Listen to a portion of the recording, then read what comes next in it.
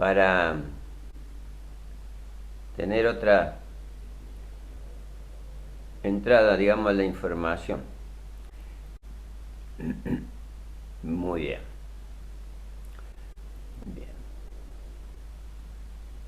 Lo correcto.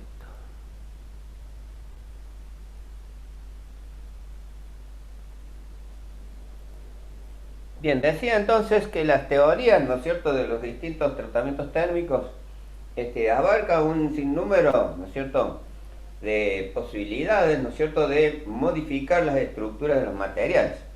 Siempre el objetivo va a ser, ¿no es cierto?, tener el mejor resultado, ¿no?, de una determinada aleación, ¿no?, para hacer, digamos, o para definir, ¿no es cierto?, el comportamiento de un determinado compuesto en un conjunto, ¿sí?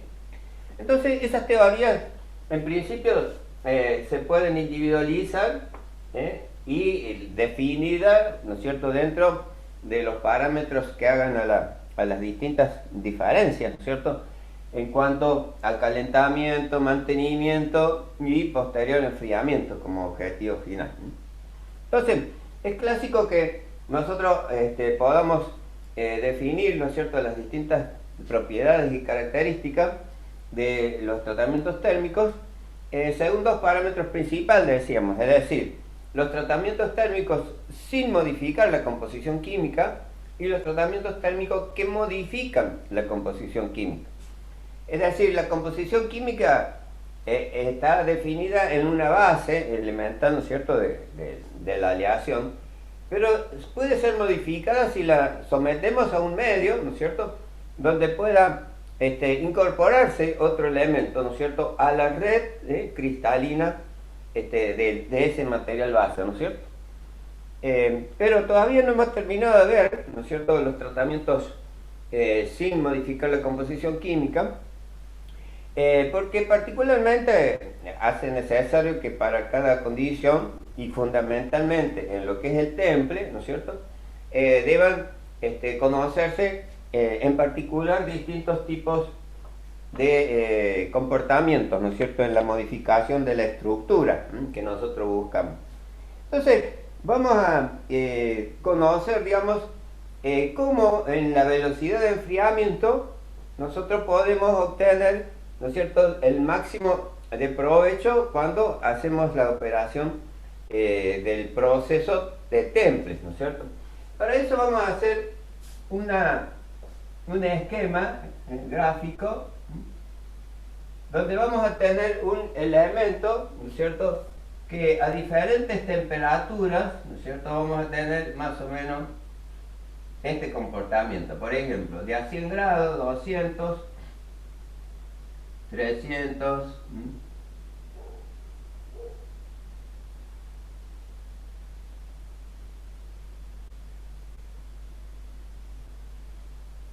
para un acero ordinario, entonces ponemos de 100 a 900 grados la temperatura de calentamiento, y esta es una cuba donde vamos a tener el medio de enfriamiento. Este medio de enfriamiento fundamentalmente va a ser aquel conveniente para cada tipo de aleación.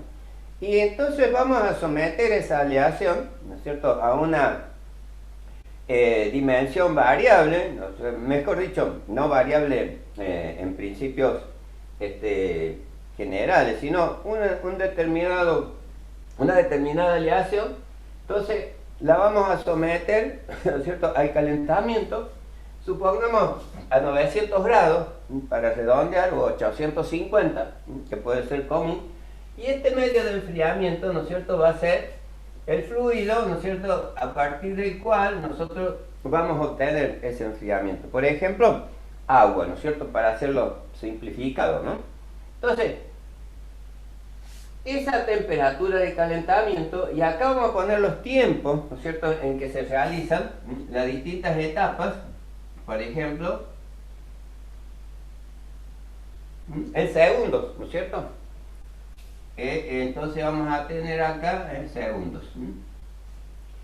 Entonces, si consideramos desde el momento que ingresan esa pieza, digamos, o esa muestra de acero que queremos, ¿no es cierto?, en este medio, va a haber fundamentalmente tres tiempos, ¿no es cierto?, que lectura mediante, ¿no es cierto?, nos va a definir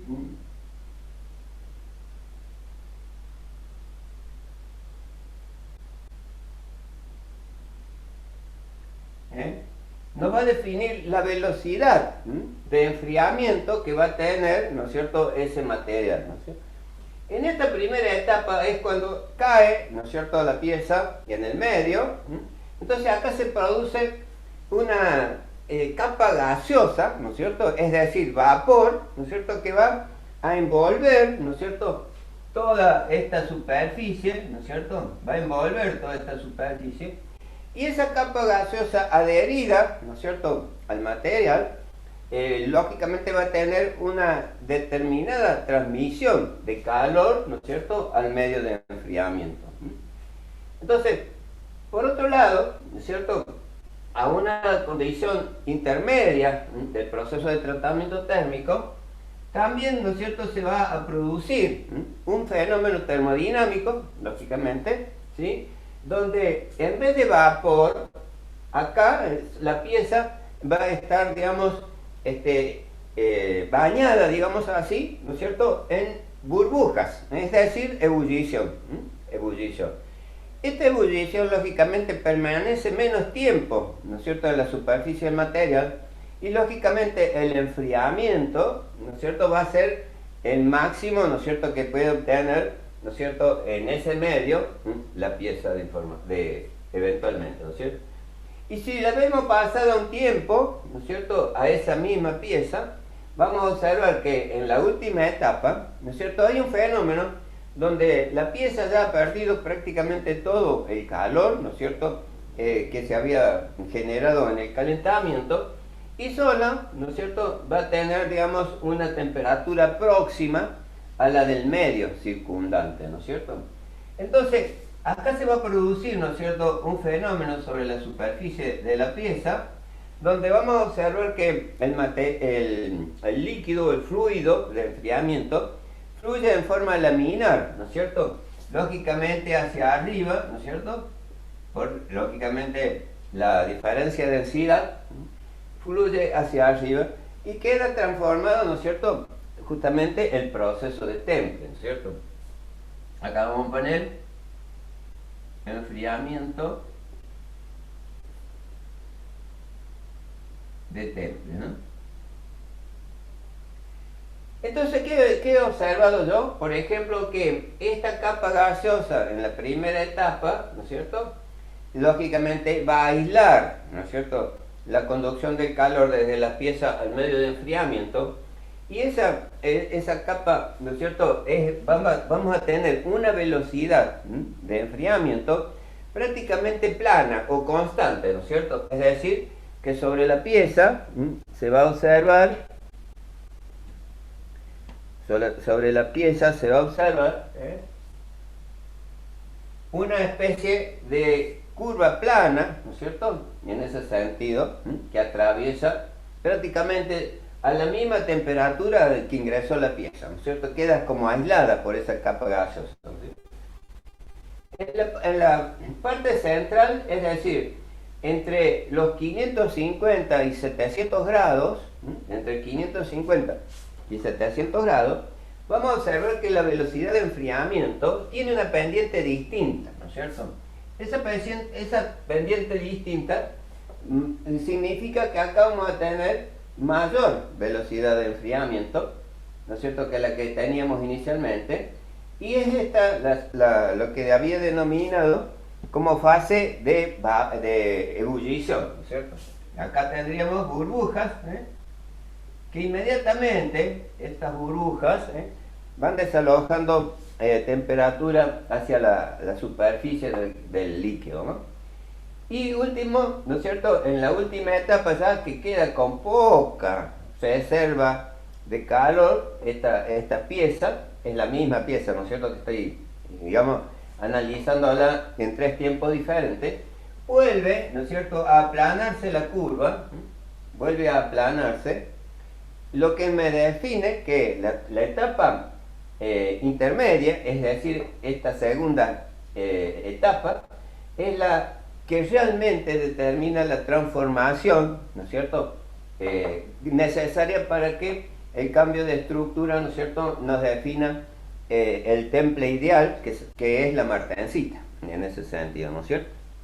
Entonces, de ese modo, ¿no es cierto?, podemos experimentar, razonar, ¿no es cierto?, cuál es el concepto, ¿no es cierto?, que se obtiene al templar la pieza. Entonces, si nosotros observamos esta consideración, fundamentalmente en la temperatura y tiempo, vamos a observar que justamente esta curva nos representa, fundamentalmente, nos representa cómo, ¿no es cierto?, determinadas etapas de la velocidad. ¿El título que dice? Porque justo le da la luz ahí, ¿Ah? el Ah, título. ¿te está dando la luz ahí? Sí. Claro, este vendría a ser una especie de Z, media extendida. No, digo el título, ¿qué dice? Ah, enfriamiento de temple. Enfriamiento de temple.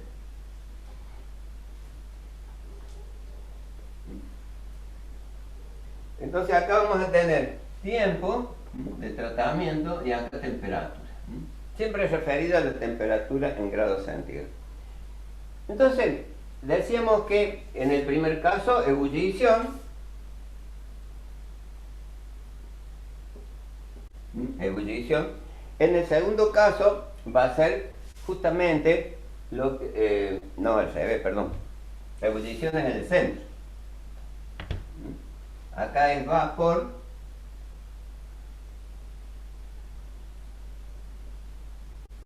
Ebullición. Y posteriormente la tercera etapa es lo que se denomina convección.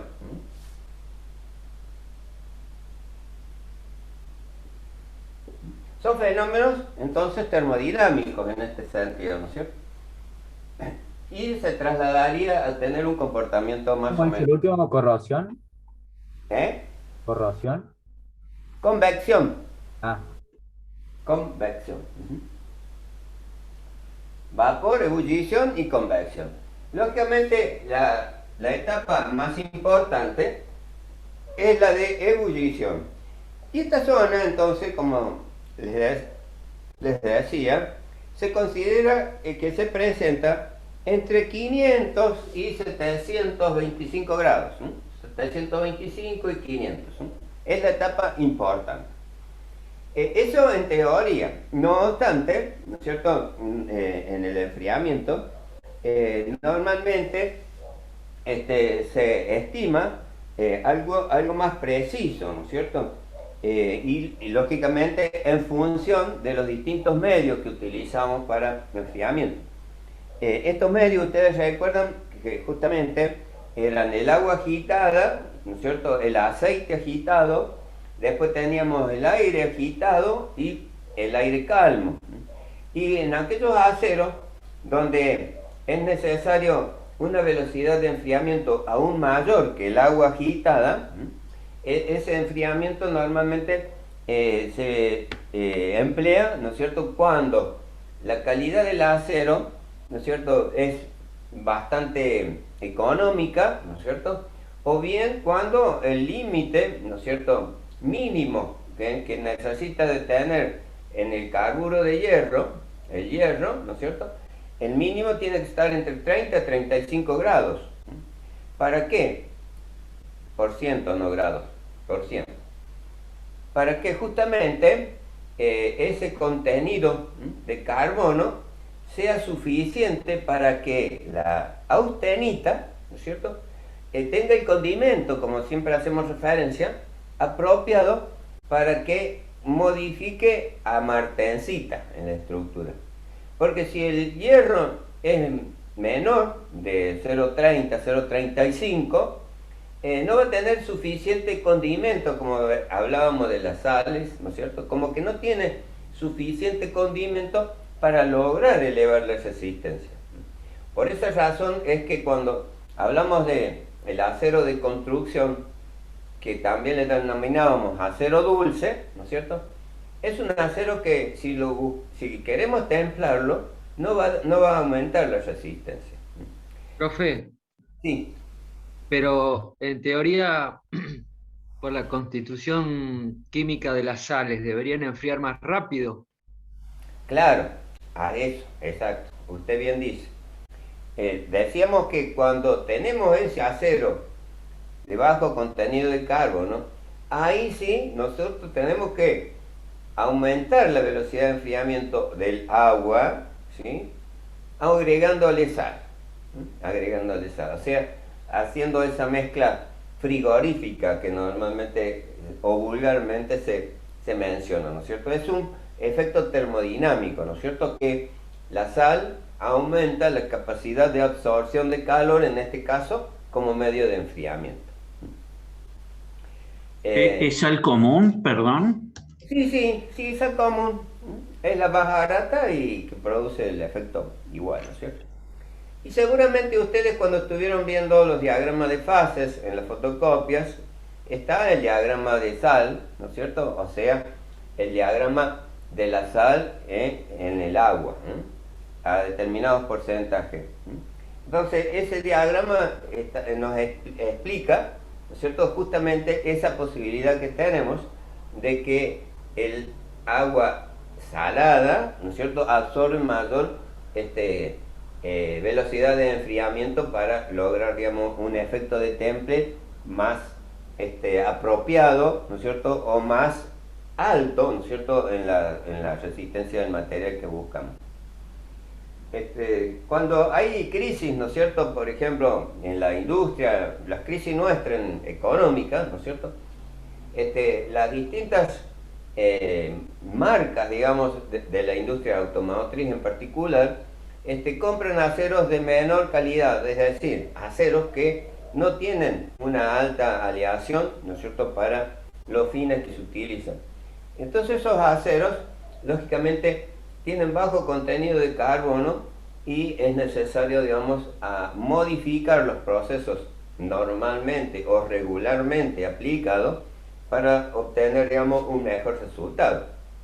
Siempre teniendo en cuenta de que toda pieza, toda construcción, ¿no es cierto?, que va a determinarse, ¿no es cierto?, en un determinado componente, tiene que cumplir normas específicas, ¿no es cierto?, de las resistencias a las cuales deben llegar. Entonces, cuando llegan esas crisis económicas que hacen economías, también hacen en economía en la compra del acero.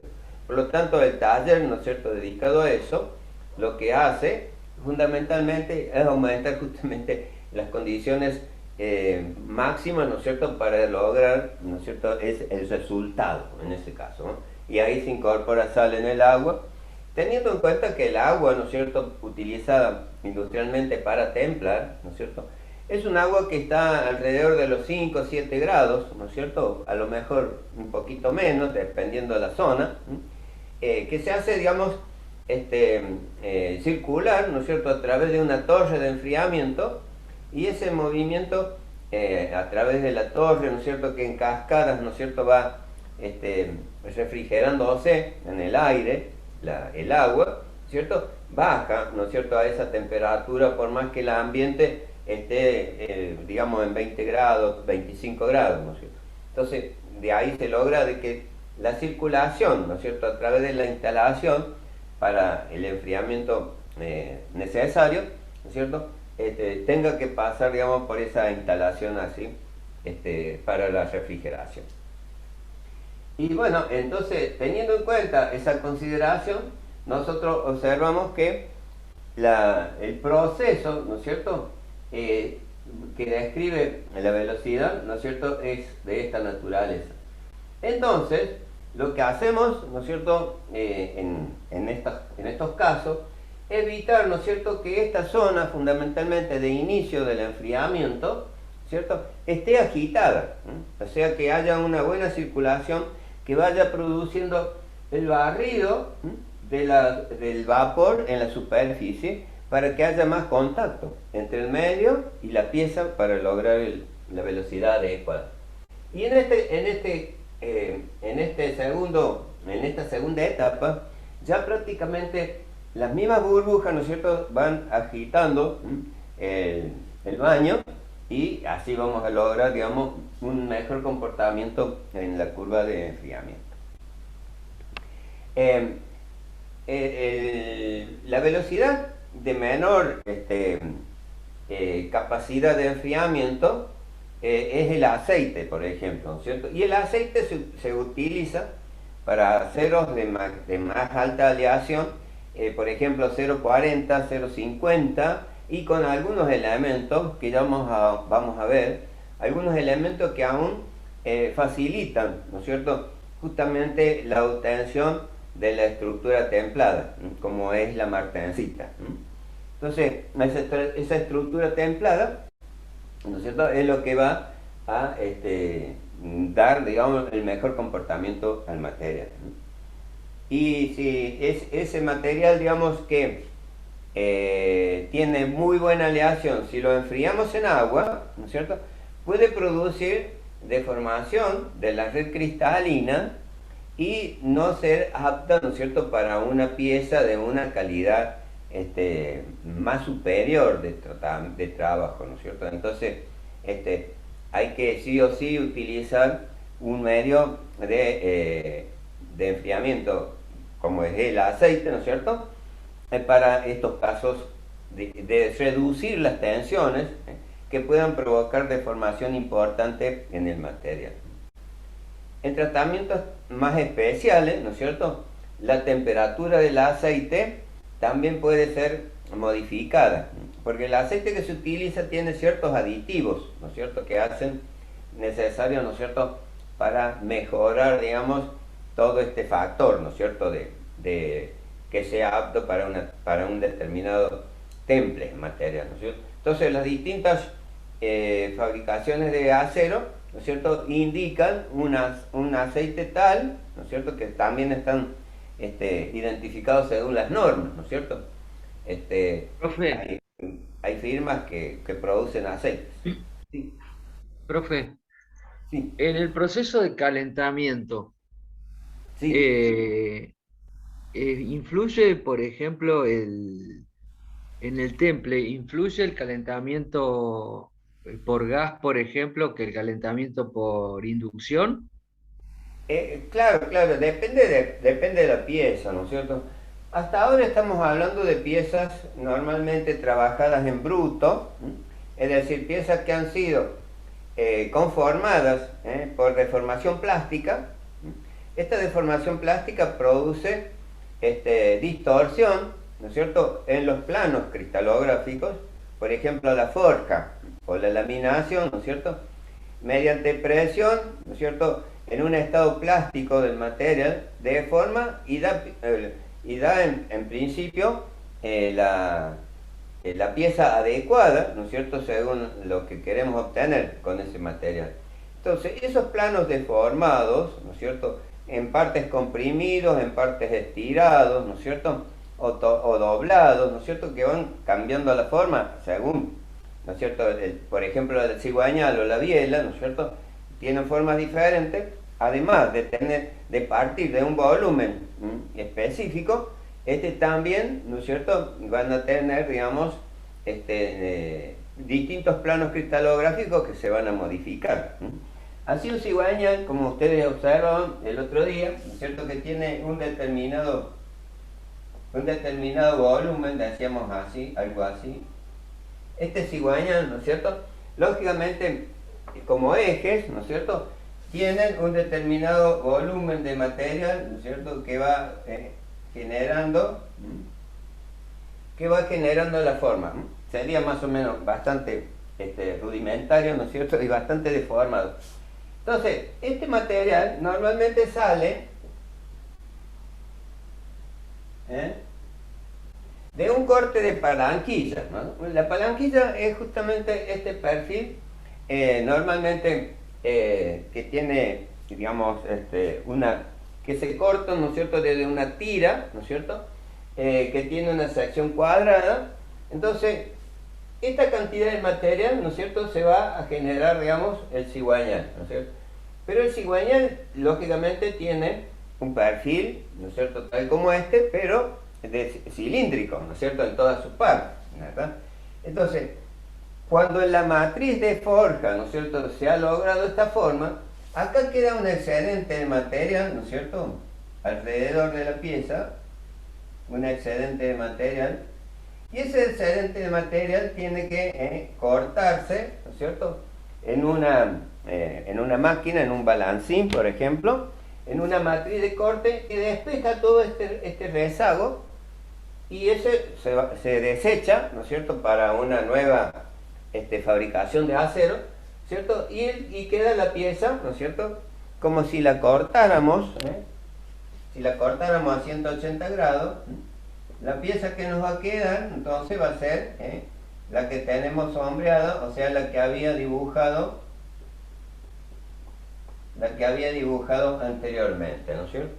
Y esta pieza, como les digo, adquiere esta forma, ¿no es cierto?, pero los planos cristalográficos han sufrido la presión, ¿no es cierto?, de la estampa, y lógicamente los planos cristalográficos tienen orientación de la forma.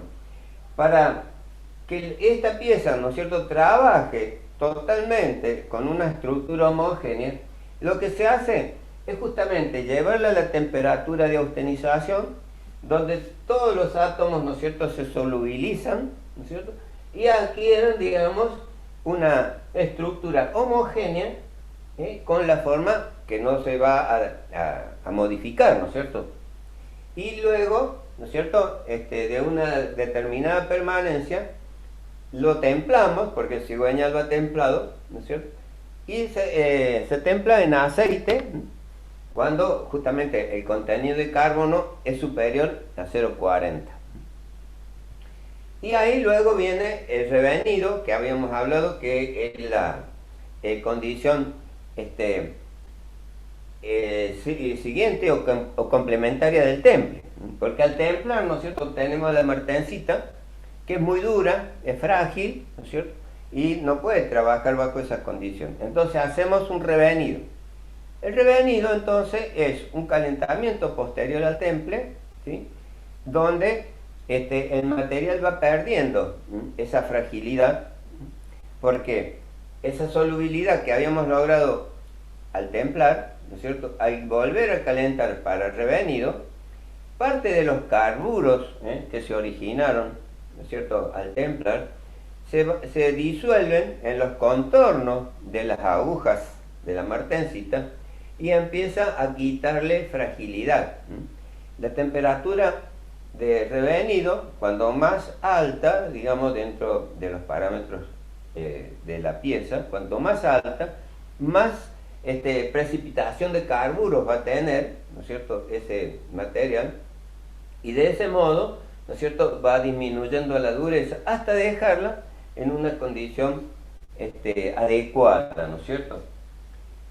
Entonces, volviendo a esta parte, ¿no es cierto?, que habíamos visto en la clase pasada, donde los tratamientos térmicos los podíamos identificar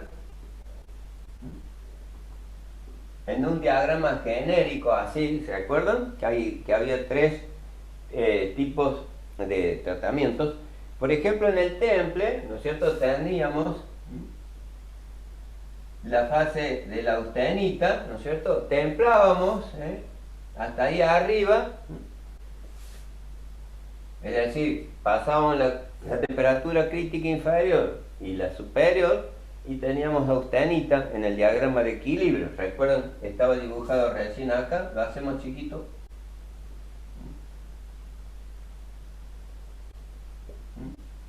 Este es un cigüeñal, que normalmente tiene el 0,45% de carbono, 0,40, 0,45. Es un acero de temple, ¿no es cierto? Entonces sería este cigüeñal, ¿no es cierto? Entonces, esta concentración de carbono que observamos aquí sería 0,4, ahí, ¿verdad? Y la temperatura de transformación superior es esta, y acá tendríamos la austenita, ¿sí? Luego permanecemos y enfriamos para lograr el temple. Bien, lógicamente el revenido, ¿no es cierto?, sigue al temple, ¿no es cierto?, y vamos a calentar. Normalmente para el cigüeñal la temperatura de revenido está entre 620 y 640 grados, o sea, un poco lejos de la temperatura crítica inferior, que sería 721. Y luego enfriamos. Entonces esta temperatura utilizada aquí le ha quitado una buena resistencia a la martencita, y puede quedar con una dureza aproximadamente a 45, entre 40 y 45 Rockwell, va a quedar con esta temperatura. Si yo hiciera un calentamiento más bajo, alrededor de 280, 300 grados, le quito poca resistencia a la martencita, y lógicamente va a quedar duro y no lo voy a poder trabajar, ¿no es cierto?, en la máquina herramienta a este cigüeñal.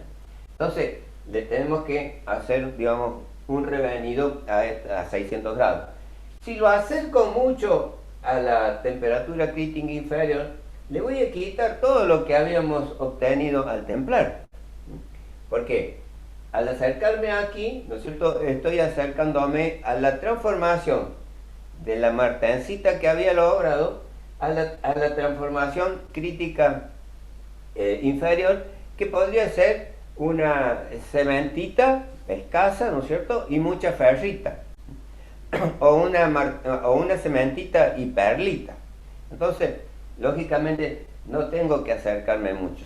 ¿Se dan cuenta entonces cómo es el concepto, no es cierto? Si yo en la etapa de revenido voy muy lejos, lógicamente voy a llegar a modificar la estructura interna que había logrado, que era martencita, y voy a obtener distintas etapas de lo que había logrado al templar. Tal es así, si yo me acerco, por ejemplo, a 700 grados, ahí probablemente yo voy a adquirir, ¿no es cierto?, justamente una especie de perlita del material. La perlita que tenía acá, en la parte inferior del acero que estoy utilizando. Entonces, esas son las características, ¿no es cierto?, que hace al temple y revenido. Este tratamiento complementario, o ambos, mejor dicho, se llama bonificado. Bonificado, así se llama en el ambiente técnico, digamos, ¿no? Este es un proceso de bonificado. Material bonificable sería esta condición. Entonces, ahí estamos observando cómo es el comportamiento de temple y revenido.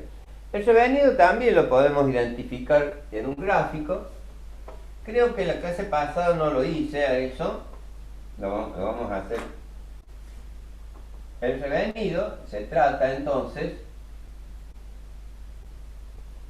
de modificar la resistencia mediante el calentamiento, ¿no es cierto? Temperatura en grados centígrados.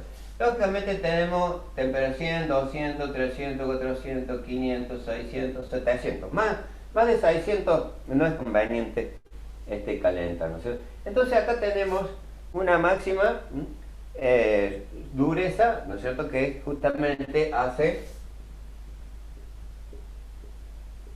a la dureza obtenida en el temple, ¿no es cierto? 10, 20, 30, 40, 50, 60, por ejemplo, ¿sí? Normalmente, al templar el cigüeñal, ¿no es cierto?, como es una estructura de masa bastante importante, ¿no es cierto?, normalmente la dureza que se obtiene está alrededor de los 50, 55 Rockwell máximo, ¿sí? Entonces, vamos a calentar entre 100, ¿no es cierto? 300, 500, 700, ¿sí? Esa es la temperatura de calentamiento. Entonces, de esa máxima dureza, ¿no es cierto? Vamos a obtener, digamos, un concepto más o menos así de la curva de revenido. Estas son las curvas de revenido.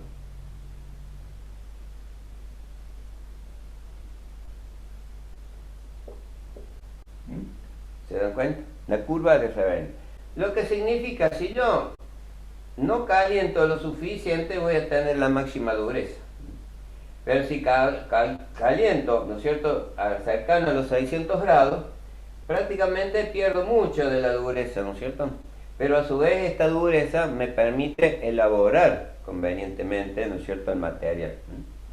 Y así sucesivamente. Normalmente se divide en 3 más o menos los distintos periodos en el revenido. Acá tenemos una cementita, o sea, al templar, ¿no es cierto?, tenemos una cementita bastante homogénea, ¿no es cierto?, porque justamente al homogeneizar aquí, ¿no es cierto?, en el calentamiento, esta cementita va a ser bastante dura, ¿no es cierto?, y homogénea en toda la pieza. En la etapa intermedia, segunda etapa, ¿no es cierto?, aquí esta cementita, ¿no es cierto?, queda formando una martencita que, digamos, queda con algo de austenita. Queda con algo de austenita. Entonces, esa cementita, ¿no es cierto?, se denomina austenita retenida. Retenida, o sea que quedó como residual, ¿cierto? Y que se va a modificar. Se va a modificar a medida que estamos calentando, ¿sí? ¿Y en qué se va a modificar? Ya no en martencita,